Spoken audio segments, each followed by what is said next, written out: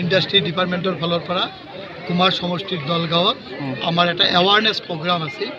এৱাৰনেছটো হ'ল যে আমি ৰাইজৰ আমাৰ এটা মাৰ্জিন মানি থাকে, যোনে লোন লৈ ব্যৱসায় কৰে আমি এটা মাৰ্জিন মানি 35% ছাবচিডি দিব পাৰোঁ। তাৰপিছত আমাৰ ৰাইজক আমি মানে সৰু সৰু ইণ্ডাষ্ট্ৰী কৰাৰ কাৰণে বা ব্যৱসায় কৰাৰ কাৰণে ইণ্ডাষ্ট্ৰী ডিপাৰ্টমেণ্টে কেনেকুৱাকৈ সহায় কৰিব পাৰে তাৰ ওপৰতে আমি এৱাৰনেছ কৰিছোঁ আৰু ৰাইজক ভালকৈ বুজাই দিছোঁ। আপোনালোকে ইতিমধ্যে দেখা পাইছে যে বহুত এটা ভাল প্ৰগ্ৰাম হৈছে আৰু এৱাৰনেছ কৰি কৰি গোটেই 40টা সমষ্টিত আমি এৱাৰনেছ প্ৰগ্ৰাম কৰিম।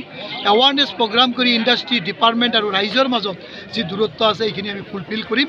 আৰু এই ইণ্ডাষ্ট্ৰী ডিপাৰ্টমেণ্টে মই আপোনালোকক কৈছোঁ সাংবাদিক ভাইসকলক যে ইণ্ডাষ্ট্ৰী ডিপাৰ্টমেণ্ট আপোনালোকে জুন জুলাইলৈকে চাব যে ৰাইজে ইমান দিন মুখে ইণ্ডাষ্ট্ৰী ডিপাৰ্টমেণ্ট নাছিল, কিন্তু এতিয়াৰ পৰা আমি এটা এনেকুৱা মিছন লৈছোঁ যে ৰাইজে ইণ্ডাষ্ট্ৰী ডিপাৰ্টমেণ্টটো একদম আঁকোৱালি ল'ব আৰু ইণ্ডাষ্ট্ৰীৰ পৰা যি সহায় সহযোগিতা আছে ল'ব আৰু আমাৰ অঞ্চলত ইণ্ডাষ্ট্ৰী কৰিম বুলি আমি কাম কৰি আছোঁ।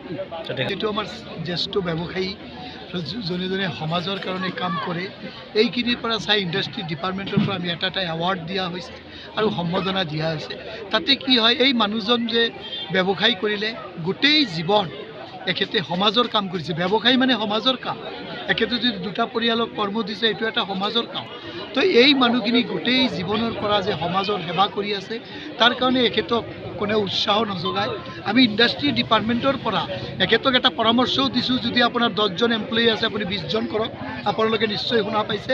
আৰু আমি এৱাৰ্ড দিছোঁ, আৰ্ণয়েৰে সম্বৰ্ধনা দিছোঁ যাতে এখেতে মানে খুব আনন্দিত হৈ আৰু নিজৰ ব্যৱসায়ীত যাতে 5জনৰ পৰা 10জন মানুহক আৰু কৰ্ম দিয়ে তাৰ কাৰণে আমি এই কামটো কৰিছোঁ।